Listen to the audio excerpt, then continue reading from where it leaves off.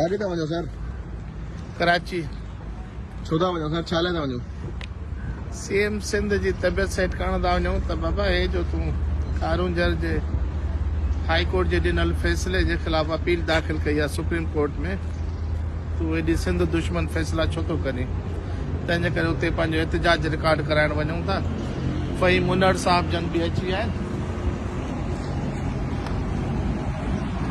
ऐं मीर मोहम्मद मंगरियो साहब मेंबर संभाल काउंसिल जा आहिनि। साईं अस्सलाम वालेकुम। कीअं ठीकु आहियो? अल्हम्दुलिल्लाह बिल्कुलु ठीकु ठाक। जी साईं, काॾे पिया वञो?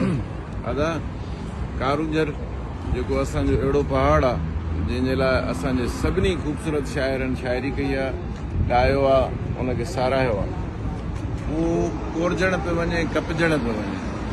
सिंध गवर्नमेंट हुजे, पीपी जे नाले में, वफ़ाक़ी गवर्नमेंट हुजे, नवाज़ लीग जे नाले में या एस्टेब्लिशमेंट हुजे, असांजो वतन हमेशह वारजे।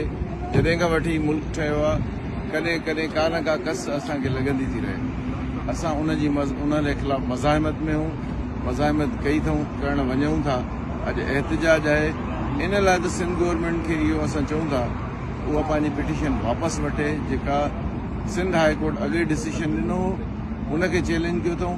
कारूंजर जे हक़ में फ़ैसिलो हो, उनखे चैलेंज कयो अथऊं पंहिंजो सुप्रीम कोर्ट में, उहो वापसि आयो। इन लाइ अॼु असां हिते आहियूं। Thank U sir.